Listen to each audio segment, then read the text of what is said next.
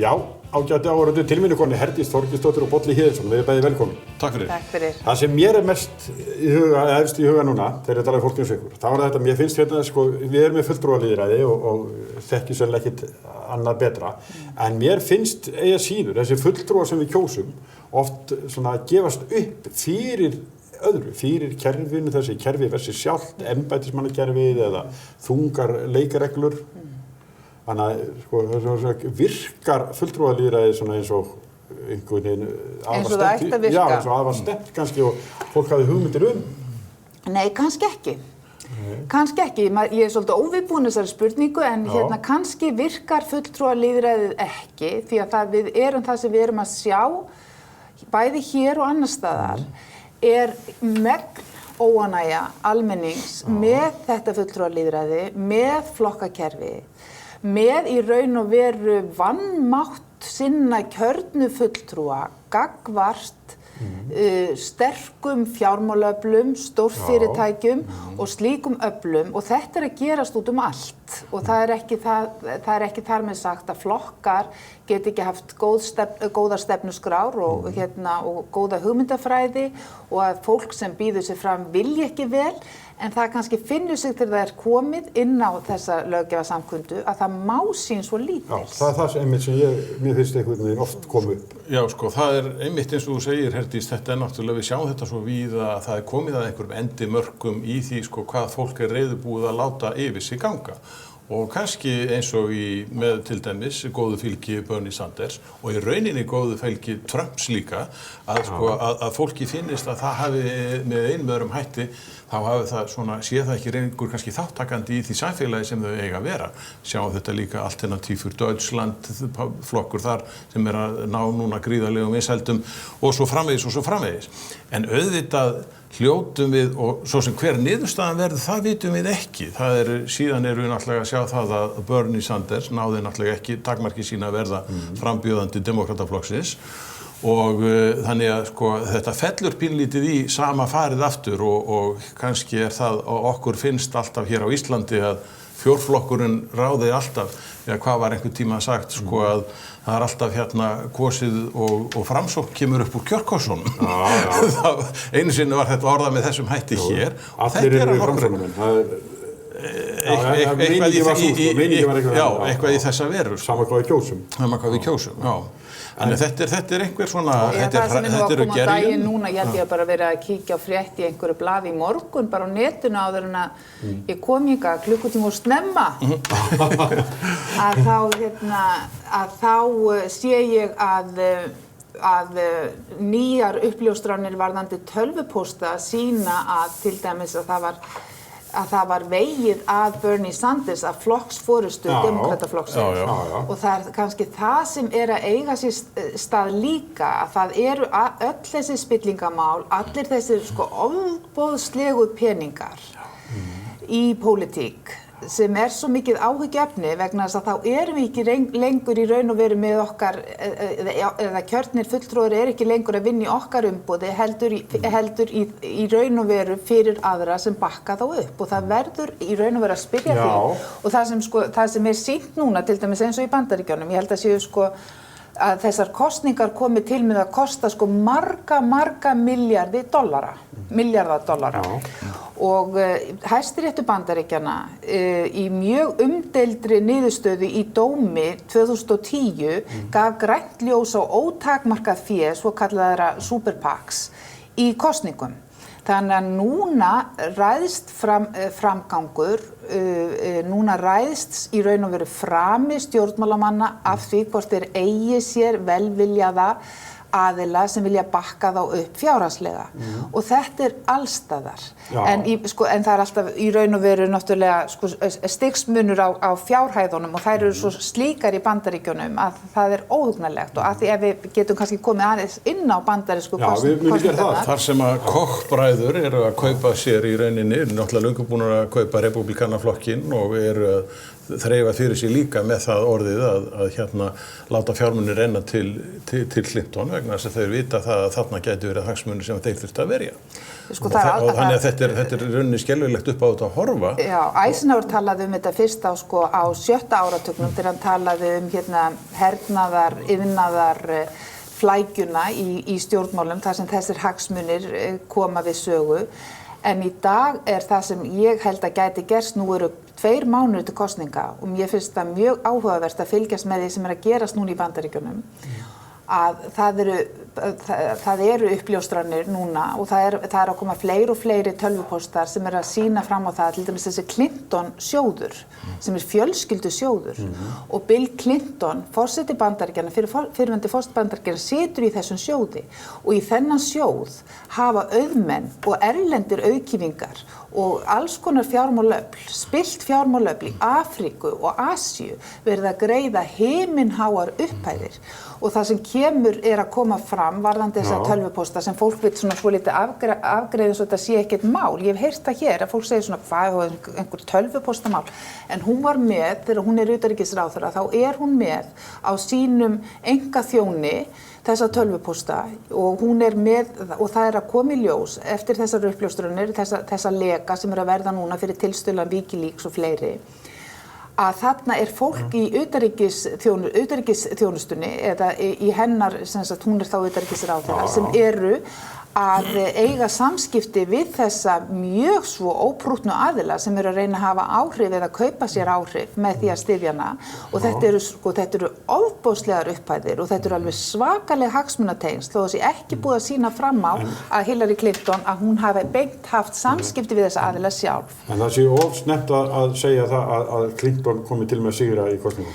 Ég held núna eru nýjustu vendingar, hann aðeins að milda tónin. Hann náttúrulega típiskur líðskrumari sem nær að tala til þeirra sem finna sig utan veltu í samfélaginu og það eru ekki smáir hópar lengur. Það svo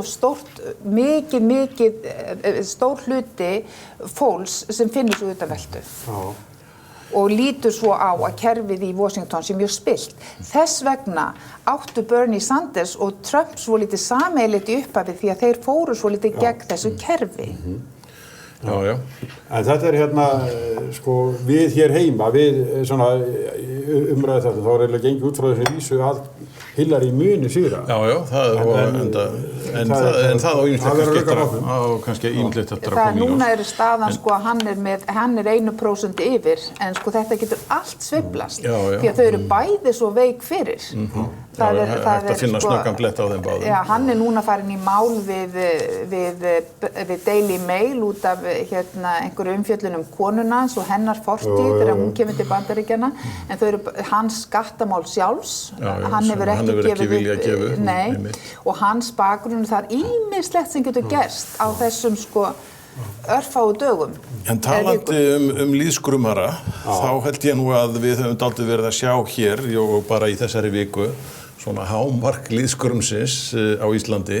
Það náttúrulega þessi tillaga sem hefur verið borin fram á Alþingi þjóðaratkvæðagreiðslum flugvelli.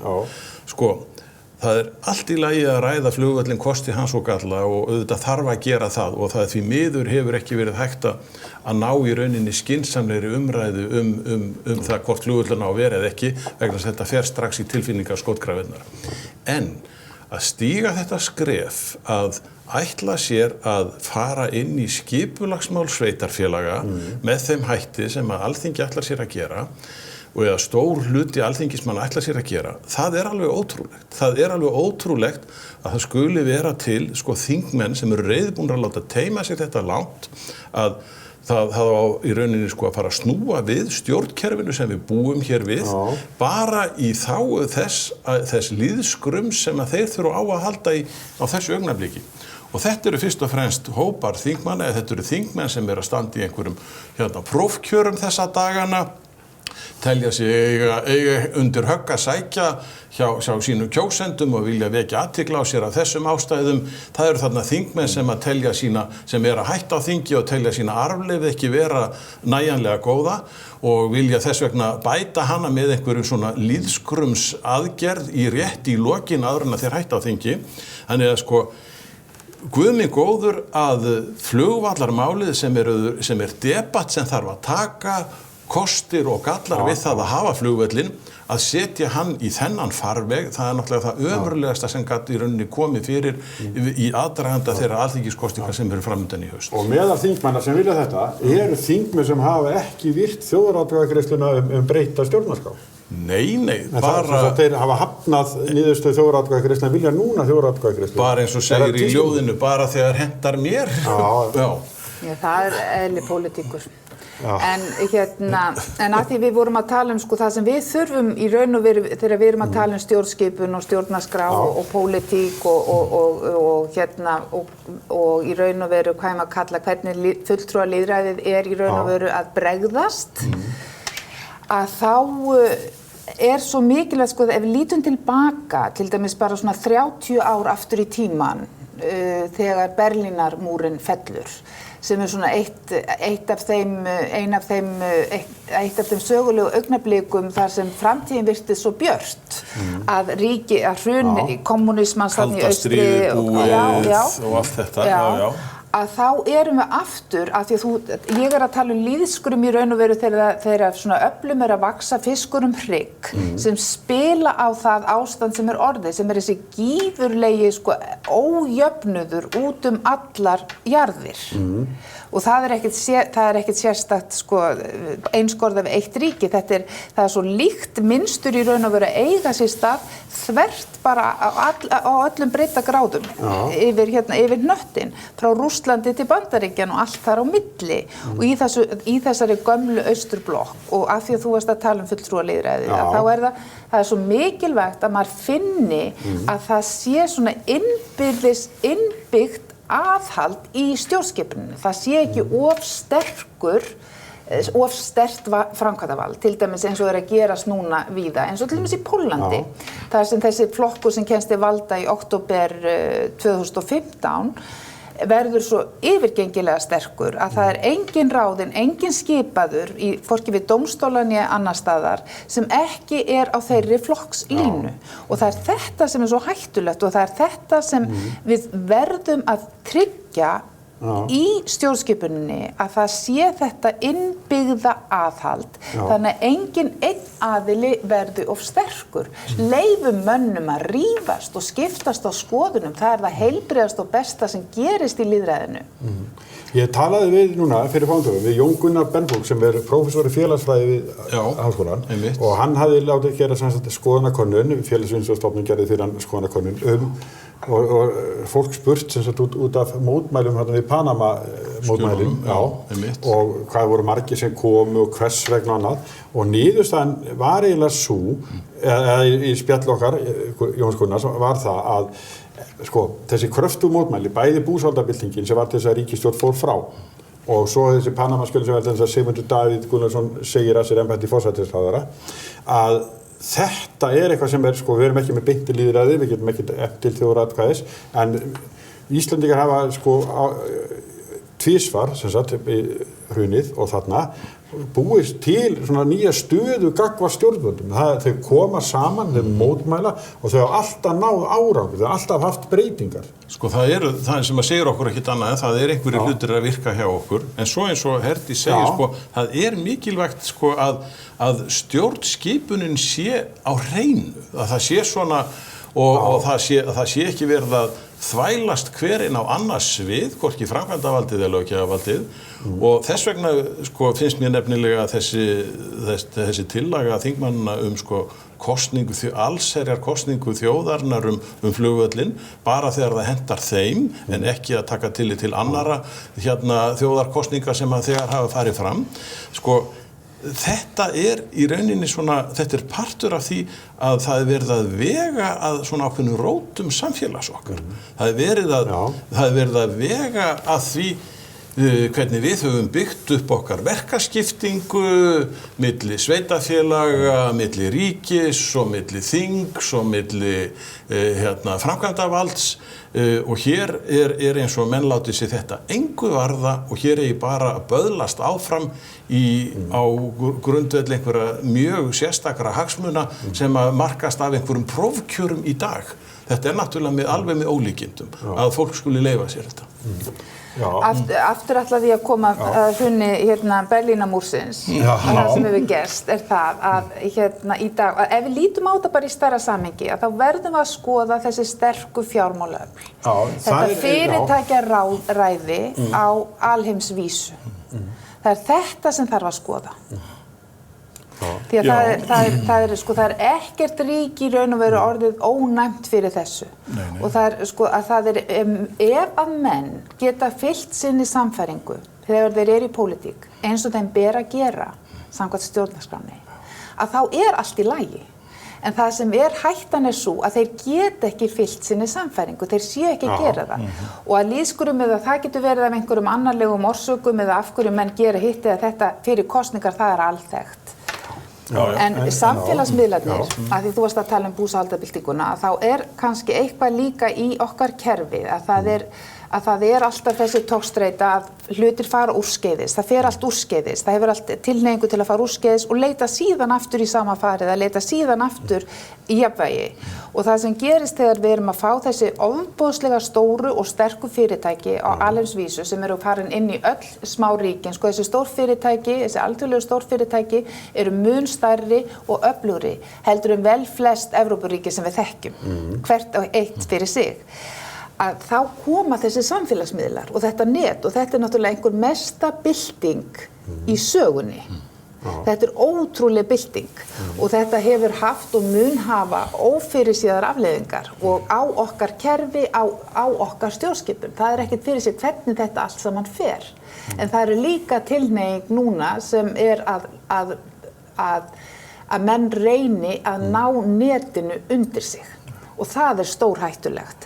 Það svo mikilvægt að vernda jafnt aðgengi allra að þessum upplýsingum. Og það krafa núna, það sem við stöndum frammi fyrir, að því að við vorum að tala mistök fulltrúalýðræðisins eða hvernig það að bregðast, að það spillingin að hún hlýst af þessum hagsmunaárekstrum sem eru út allt. Og þess vegna þessi krafa gagnsæi. Þess vegna kemur upp þetta með Edward Snowden, með Wikileaks og fleira. Að það kraf og Facebook og allir þessi miðlar þar sem fólk að reyna að tjá sig óheft og án utanaðkomandi hindrana og líka spurningum að hafa jafnt aðgengi að þú sért jafn fljótur að fara inn á síðu sem til dæmis einhver andósöfl eins og þú ert að fara inn á síðu þar sem stórfyrirtæki eru búin að kaupa sér réttin eða aðstöðu til að móta skoðanir almennings. Samfélagsmiðlarnir náttúrulega vernd grassrótarinnar og það náttúrulega það sem hefur kannski gert það verkum að við sjáum einmitt svona ýmislegt í grassrótinni sem að þó þrátt fyrir allt sem að nær árangri, þrátt fyrir þessi stórfyrirtæki og öfl sem að eru að störfum og sérstaklega kannski eins og sem við sjáum glögglega í Bandaríkjunum. Við sjáum þetta náttúrulega í minna mæli hér, þar sem að útgerðir eru náttúrulega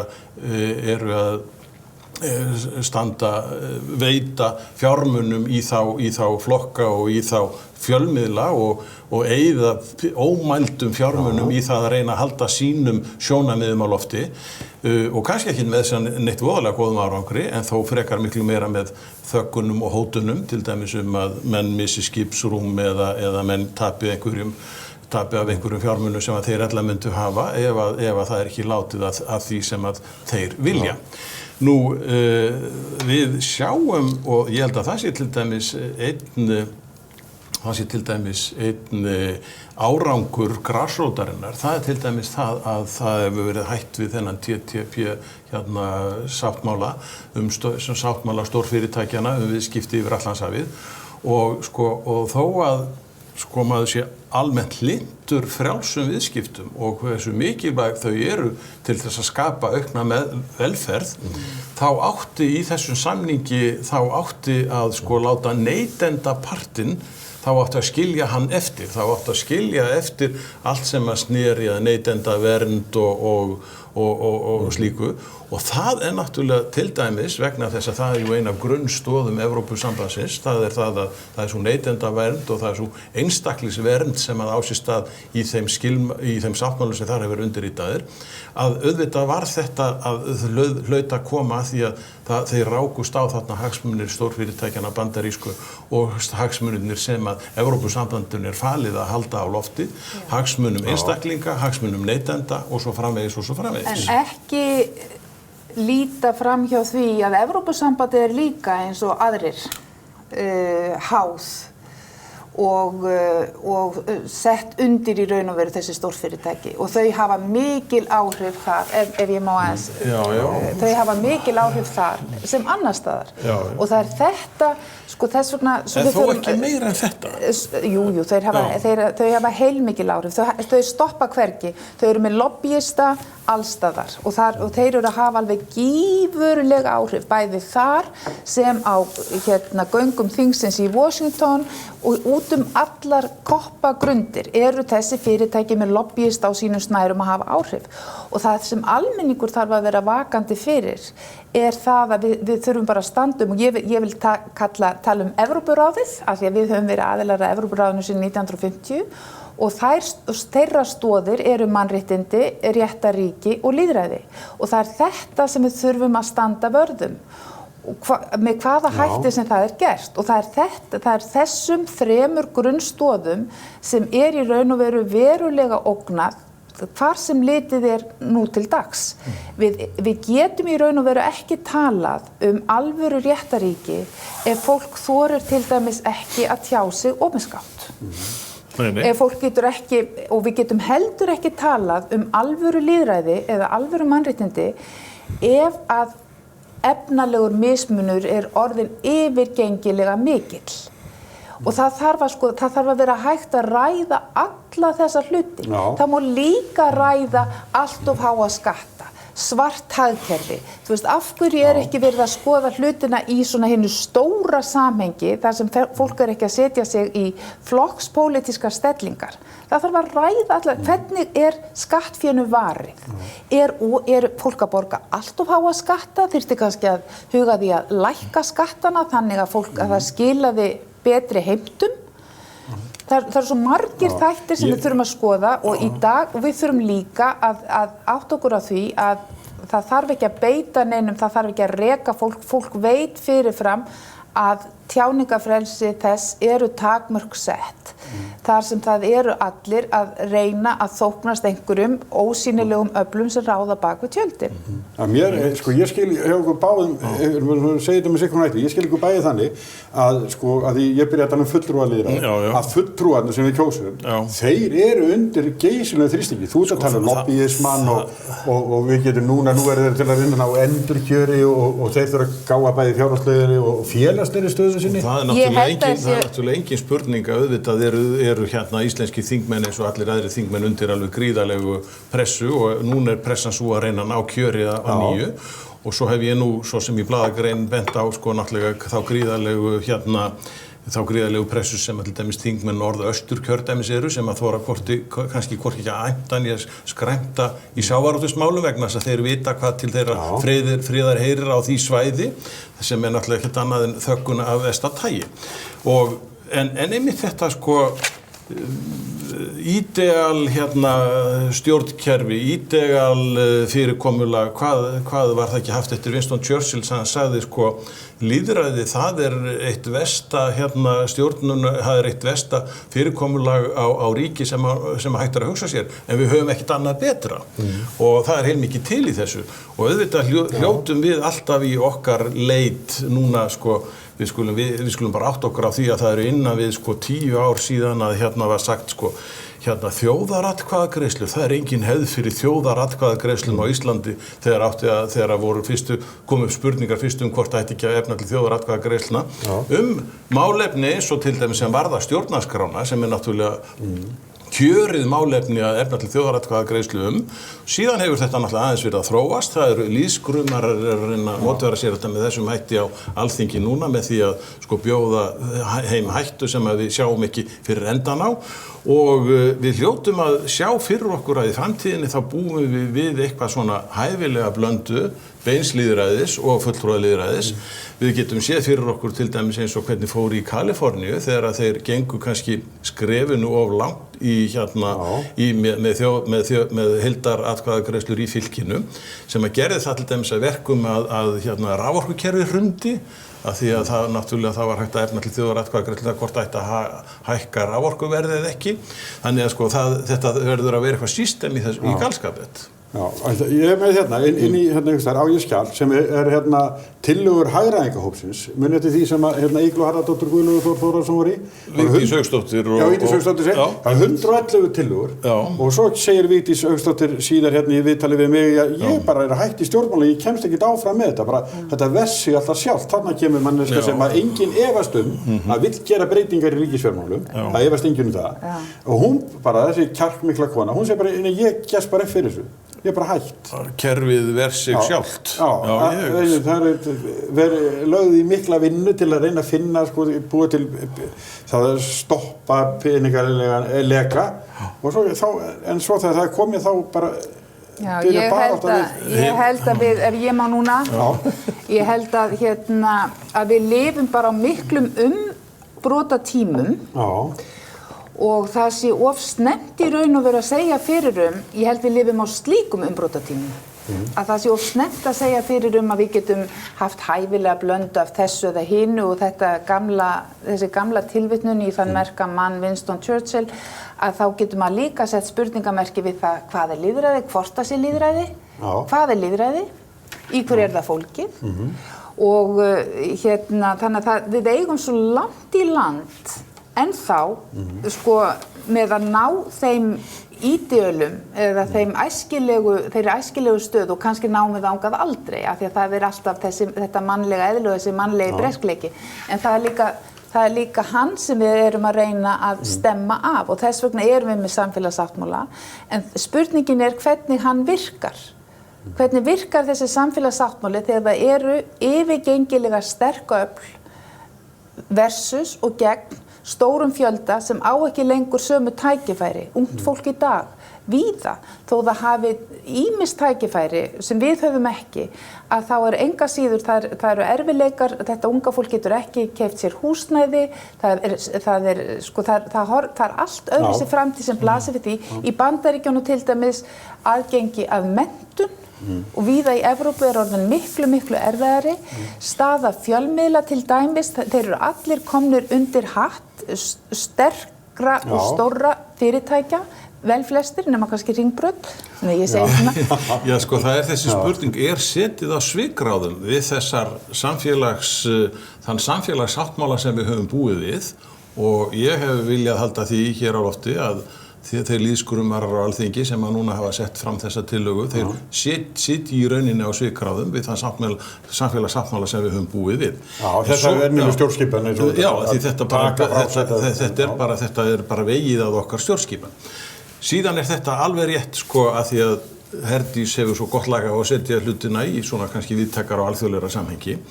Og það náttúrulega svona undirrótin af þeirri kannski samfélagsbylgju sem við sjáum víða, það náttúrulega hrun millistéttarinnar í Bandaríkjunum, hrun millistéttarinnar í svo mörgum löndum þar sem að fólk verður að hafa sig allt við það að hafa ísug á og getur kannski rétt reynt það að koma börnunum sínum í skóla.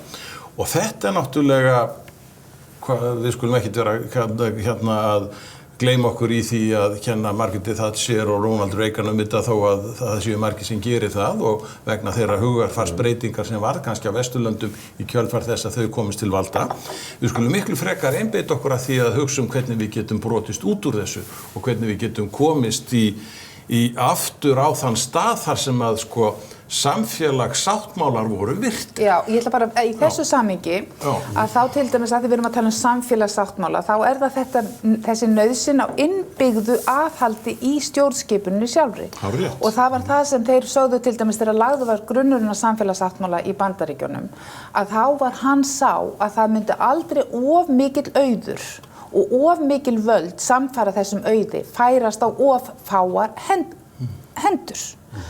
Og það þetta sem við stöndum frammi fyrir í dag og það orðin gífurleg spenna og ég held að sko það er spenna í alþjóðasamskiptum, það er spenna innbyrðis það er spenna inni í samfélögunum, milli ríkja, mikil spenna, það er ótti hjá fólki, sjáum bara hvað er að gerast í til dæmis Tyrklandi, það er svakalegt og það hefur ágerst og það byrjar þannig að smátt og smátt ná stjórnvöld tökum á tjáningu fólks, að fólk þorir ekki lengur að tala. Og ég hef verið í Tyrklandi, ég hef unnið við löggjöf í Tyrklandi, það fara yfir löggjöf í Tyrklandi á vegum Evrópuráðsins og ég veit hvernig þessu er háttað og þetta er óhugulegt en þetta byrjar þar að fólk þorir ekki lengur að tjá sig. Og það sem til dæmis gerist eftir þessa mishöfnuðu valdatilraun 15. júlí síðastliðin að þegar dómarar eru handteknir og menn innan hersins og akademikarar og fleiri að þá er listinn tilbúin. Þetta er ekki einhver rannsókn eða einhver réttarhöld sem fara fram á eftir, heldur bara listinn með nöfnunum tilbúin áður. Það er vegna þess að fólk er vaktað og það er líka annað sem við þurfum að hafa áhyggjur af í sambandi við þessa samfélagsmiðla að það er eftirlitskerfið og upplýsingasöfnunin sem á sér stað sem er líka ógnvekjandi og ógn við lýðræðið. En sem betur fer að þá er einhver sjálfsbjargarviðleitni í manninum sem gerir það verkum, hann bregst við aðstæðum og kemst út úr aðstæðum, en oft ekki, eins og sagan sýnir okkur, fyrir en eftir einhverjar rosalegar hamfarir. Og við lifum, eða töldum okkur lifa, blómaskeið mannkyns í kjölfar seinni heimsstyrjaldarinnar, þar sem átt að verða uppbygging í þessa veru, í átt til aukins lýðræðis, aukins og betra réttaríkis þar sem mannréttindi væru virt. En síðan verður afturhvarf. Og afturhvarfi verður þegar auður og völd fara á of fáar hendur þannig að þetta blessaða þingfólk okkar, þau meiga sín bara ekki meir. Þau eru bara undir þá sökseld að valdi liggur ekki lengur hjá kjörnum fulltrúum. Sko ég hugsa að við höfum séð þetta einna gleggst hér á Íslandi með þeim náttúrulega þegar að samþjöppun aflaheimilda kom á fáar hendur og menn fóru að eiga þau viðskipti þá fyrst í rauninni og þetta gerist þegar að framsal aflaheimilda verður heimilt upp 1990 og þá fara menn að sjá allt aðrar stærðir, menn fara að sjá einhverjar hundruðir milljóna jafnvel sem að einstaklingar eru að eignast, þannig að þar verður ákveðið rof í hinum íslenska samfélagssáttmála. Og þetta rof hefur einmitt kannski hafa í rauninni stjórnmálamenn þeim hefur ekki tekist að takast á við þetta. Þar eru náttúrulega sterk hagsmunaöfl sem eru útgerðirnar annars vegar og svo hefur kannski bara vantað hreinlega það að menn átti sig á því að eina leiðin til að brjótast út úr þessu náttúrulega að það þarf með einum öðrum hætti að gefa upp á nýtt. Ekki þannig að þeir sem að menn fá ekki notið sína aflareynslu og annað slíkt, heldur að það verður að skrifa nýjan samfélagssáttmála þar sem að þjóðin að fá þann hlut sem að henni ber úr þeirri eign sem að hún ber sem er hennar sameign á fiskimiðunum. Nú, ég held að þetta ábyggilega þetta svo birtingarmynd þeirra samfélagssundrunar sem við höfum séð í nágrannalöndum okkar. Birtingarmyndin hér á landi birtist fyrst og fremst í því hvernig aflahlutdeildunum, hvernig þær hafa skapað hér gríðarlegan auð án þess að þjóðin hafi nokkuð fengið að njóta í þeim mæli sem að henni ber af þessari eign sinni sem að þó óumdeilt að hún eigi, en sumir vilja halda að hún eigi en hún megi ekkert nota. Og það sem náttúrulega fáránlegt. Auðvitað verður hún að fá að nýta þessa eign sína til fulls til þess að skapa hér betra samfélag og veita meira fjármagni til þeirra samfélagslegu verkefna sem að fólk hefur langar til. Og þjóðaratkvæðagreiðslan með flugvöldin fín til að skyggja þetta mál. Til þess að leiða fólk af, til þess að raun stóru hagsmunamál þjóðarinnar náttúrulega hvernig á að byggja upp velferðarkerfið eftir áratuga af vanrækslu. Hvernig á að skapa pening til þess að byggja upp það velferðarkerfi sem við viljum.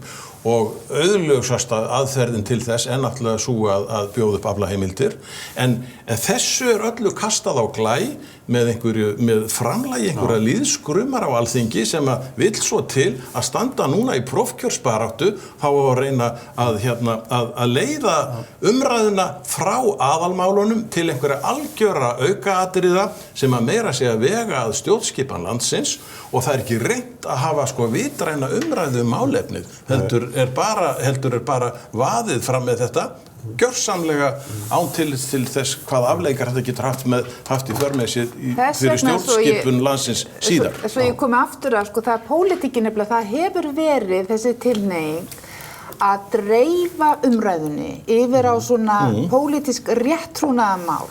Þannig að nú ætlum ég að ég vil framgang kvenna sem mestan í okkar heimi. Að þá held ég að Hillary Clinton að hún talar að skrapa glerþakið en hún er að gera það á grundvelli auðs og fjármagns og sem er ekki hún er ekki hennar velgengni byggir á einhverjum spilltum fjárframlögum milljörðum dollara. Þess vegna ná Bernie Sanders og Donald Trump þessu forskoti þegar þeir benda á hvað Washington sé spillt af þessu fjármagni. Og þá dettur mér í hug að ég var að kíkja á formúla sem er skrifað af Árna Bergmann, gömlu ritstjóra, sem margir þekkja í bókinni Meistarinn og Margarita eftir Bulgakov. Og þar er hann að tala Voland sem er í raun og veru djöfullinn sjálfur, Satan, hinn vondi, sem kemur inn í Sovétríkin eftir byltingu. Þegar það er ástand þar sem má ekki gagnrýna, það má ekki kritisera. Og þá kemur djöfullinn sjálfur og rótar öllu upp. Það þurfti djöfullinn til að verða framkvæmdastjóra eins og Árni orðar það svo skemmtilega í þessum inngangi, framkvæmdastjóri réttlætisins. En oft kemur einhver úr ólíklegustu átt og bendir á hvað er að. Og það er eitthvað mikið að þegar óverðskuldaður, eins og þú bendir á, eitthvað sem er óverðskuldað, af því að maður hlynntur einkaframtaki, maður hlynntur frumkvæði, það get ekki allir það einhvers staðar verður þetta skatt því að koma, einhvers staðar verður þessar tekjur að koma, en það má ekki verða, það má ekki vera anga af einhverju sem er ekki verðskuldað.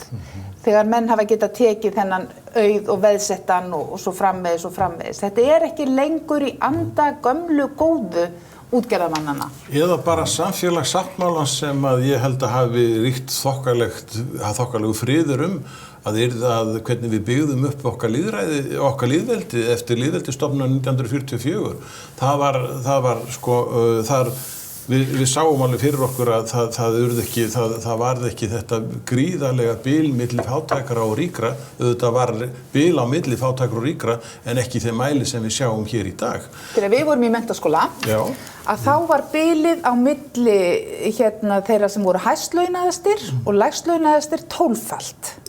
Í dag erum að tala fólk sem er að skrimta og getur varla skrimt og þess vegna var ágætt að var í stakstinu mokkans í gær þar sem var verið að tala reynsluleysi þingmanna að það væri þessi skortur á tengslum við lífsbaráttun í landinu. Og það er líka annað að því við erum að koma að þinginu aftur og aftur og aftur. Að það er, hver á að leysa, hver á að verða framkvæmdastjóri réttlætisins í okkar tilviki. Þetta eru svo óleysanlegar þrautir sem fyrir okkar liggja í dag. Þegar við erum að eiga við svona öflugan, ég ætla ekki að segja andstæðinga endilega, heldur bara svona öfl sem eru að venda sína hagsmuni, að hver kemst á þing í dag til dæmis, hvað kostar að fara á þing, hverjir eru að borga bæklingana fyrir þetta unga fólk sem er verið að breiða í hús núna. Og hver er málflutningurinn, eins og einhver sagði, borgaraleg réttindi eru sexy. og þá það bara sett á dagskrána. Þetta sko, mannréttindi eru bara, þau eru kölluð á erlendri tungu, á enskri tungu eru þau kölluð grundvallarréttindi. Þetta fundamental rights. Þannig að við getum ekkert verið án þeirra og að reyna að smætta þau niður í eitthvað svona, að þau séu sexy og þess vegna ég að setja þau, þetta sýnir ekki illvilja, þetta sýnir frekar skilningsleysi á lífsbaráttunni og á því að við þurfum einhverja lausn sem við virðist ekki vera í sjónmáli. Við getum endalaust þrefað getuleysi Alþingis. En þess vegna sko held ég og það svo sem hafa margir bent á það að alþingiskosningarnar sem að verða í haust, þetta eru sennilega einhverja mikilvægustu kosningar í sögu lýðveldisins og þetta einfaldlega sko, það komið að þessum punkti í debattinu, það komið að þeim punkti í samræðinni, það komið að hérna einhverju loka marki í þolinmæði fólks gagnvart í hvernig hérna tekjum skiptir í þessu samfélagi og það spurningin sko, og ég tek nú í rauninni sko ofan fyrir eins og Sjálfstæðisflokkurinn sem segir, við viljum ekki breyta neinu. Já, þeir koma mjög hreint fram í því efni.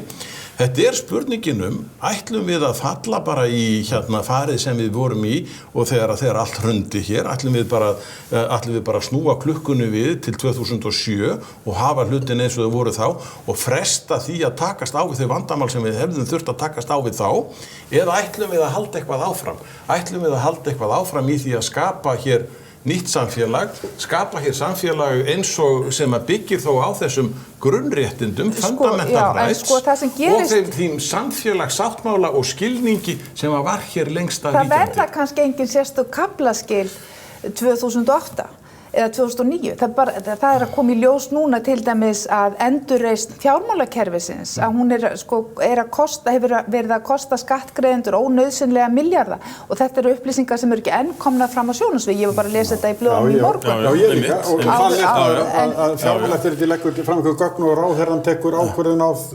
gagna sem aftur kemur þetta, þú veist að maður fer að hugsa framkvæmdastjóra réttlætisins, ekki það maður sé að kalla á þann vonda Guð hjálpi okkur, en það er þetta almenna getuleysi og það þess vegna sem kerfið bara hefur kiknað. Það ekki að það fólk vilji ekki vel. Manni hlýnar í raun og veru hjartaræturnar að sjá þegar allir eru núna gagnrýna, þingmenn allra flokka að gagnrýna til dæmis þessar himinháu bónusgreiðslur og allt þetta.